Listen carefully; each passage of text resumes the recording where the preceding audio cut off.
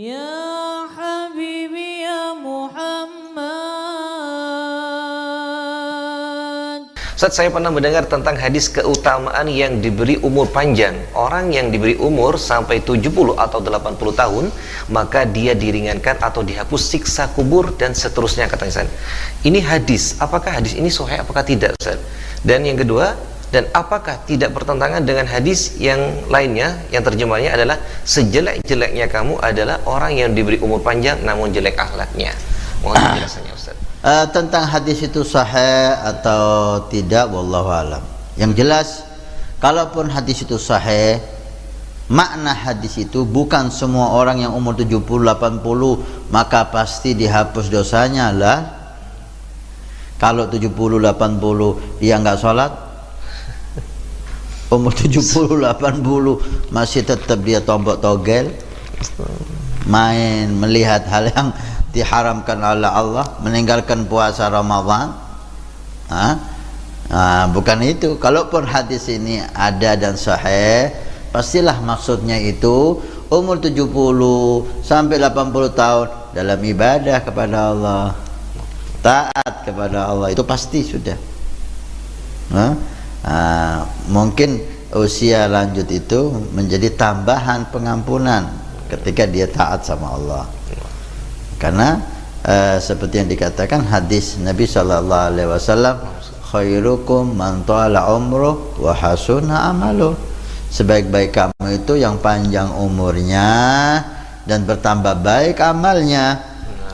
Sebaliknya, sejelek-jelek kamu orang yang panjang umurnya tapi tambah jelek amalnya. Nah, ini bukan hadis yang semacam ini, bukan berarti pasti. Contoh, orang yang meninggal hari Jumat maka tidak akan ada siksa kubur. Taib, meninggal hari Jumat dalam keadaan apa? Kalau meninggal hari Jumat dalam keadaan mabuk, gak ada siksa kubur. Meninggal hari Jumat dalam keadaan gak sholat Jumat, bertabrakan dia gak sholat Jumat, wajib Jumat tapi dia gak sholat, gak ada siksa kubur.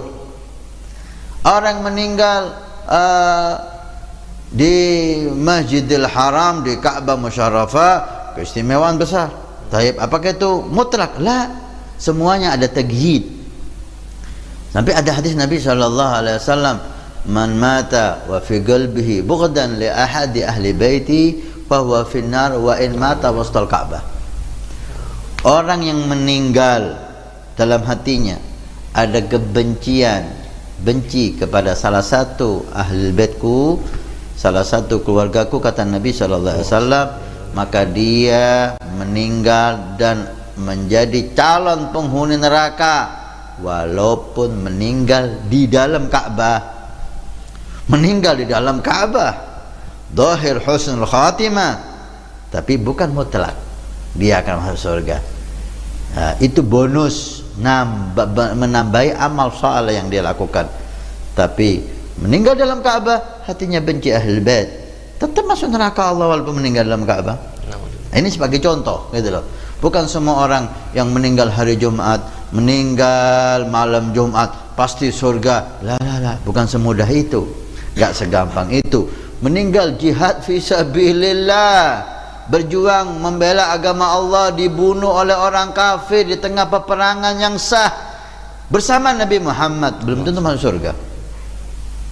Ada seseorang memuji seseorang yang mati fisabilillah di hadapan Nabi. Ya fauza bil jannah, beruntung dia masuk surga. Nabi menoleh. Ma yudrik, dari mana kamu tahu dia masuk surga? Ma yudrik, di mana kau tahu langsung memvonis dia masuk surga? Padahal zahir husnul khatimah nyata dilihat oleh sahabat. Dia meninggal di dalam peperangan bersama Nabi Muhammad sallallahu alaihi wasallam. Tapi tetap Nabi jangan gampang-gampang memvonis orang masuk surga. Ma yudrik, di mana kamu tahu? Mungkin dia mengambil sesuatu yang bukan miliknya.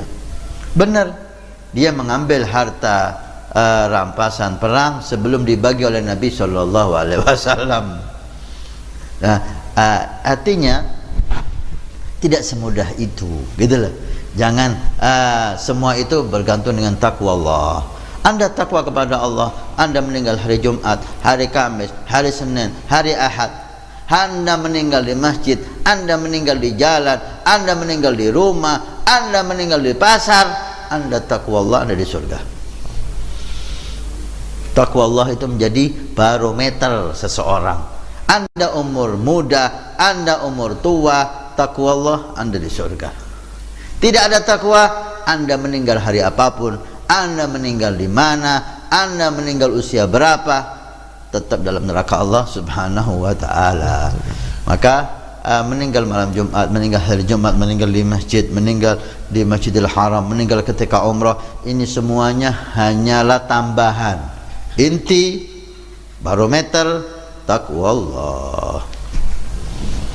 Ya akhir. Nabi bersabda, "Man bana masjidan banallahu baitan fil jannah." Siapa yang ikut membangun masjid, maka Allah akan membangunkan rumah di surga. Pondok Pesantren Nurul Iman akan membangun masjid 2 lantai plus aula. Maka kami mengajak untuk kita dan Anda mendapatkan rumah di surga. Kami membutuhkan 2.000 orang, per orang 100.000 per bulan selama 1 tahun. Silahkan Anda daftarkan diri Anda atau almarhum dari orang tua keluarga Anda yang sudah meninggal, atau Anda niatkan untuk putra Anda supaya menjadi putra yang saleh salehah. Insyaallah dengan masjid di Pondok Pesantren Nurul Iman yang insyaallah makmur dengan solat, qiyamul lail, zikir, majelis taklim, belajar agama Allah, setiap kalimat, setiap bismillah, setiap ilmu Anda dapat pahala, setiap rakaat Anda dapat pahala.